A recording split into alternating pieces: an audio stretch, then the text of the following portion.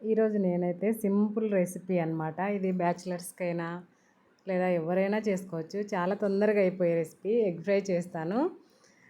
దానికోసం అయితే ఫస్ట్ ముందుగా ఆయిల్ పోసుకొని కొంచెము 2 ఉల్లిగడ్డలు కట్ చేసుకొని చిన్న చిన్న ముక్కలుగా వేసుకొని వేయించుకుందాం బాగా. అవి తొందరగా వేగాలంటే లైట్గా ఉప్పు వేసుకోండి, తొందరగా వేగుతాయి. తర్వాత అయితే కనుక ఒక 2 టమోటాలు వేసుకున్నాను. అవి కూడా బాగా ఫ్రై అయిన తర్వాత చిన్న మంట మీదనే ఫ్రై చేసుకోండి, బాగా ఫ్రై అవుతాయి. లేదంటే పచ్చి పచ్చిగా అట్లనే ఉంటాయి ఉల్లిగడ్డలు. తర్వాత అందులో పసుపు కొంచెం, కర్రీకి ఆ ఫ్రైకి తగినంత ఉప్పు, పసుపు, కారం మనం ఎంత తినగలమో అంత వేసుకొని బాగా ఫ్రై చేసుకోండి. చిన్న మంట మీదనే ఫ్రై చేసుకోండి వీలైనంతగా.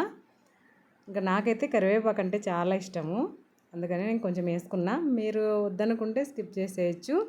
ఇంకా దీంట్లోకి అయితే నేను ఎగ్స్ వేస్తున్నా. ఇప్పుడు నేనైతే దీంట్లో కాంబినేషన్ చపాతీ చేద్దాం అనుకుంటున్నాను. మీకు ఎగ్స్లో అట్లా కాంబినేషన్ ఏం తింటారో కామెంట్ చేయండి.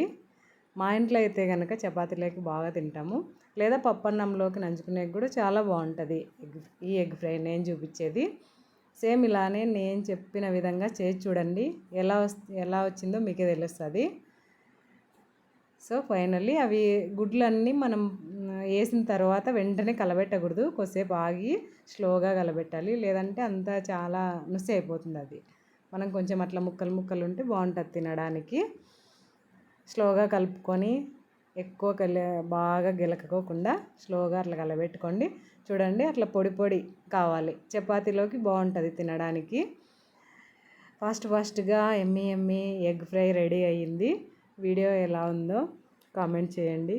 నచ్చితే లైక్ చేయండి, మా ఛానల్ని సబ్స్క్రైబ్ చేసుకోండి. బాయ్.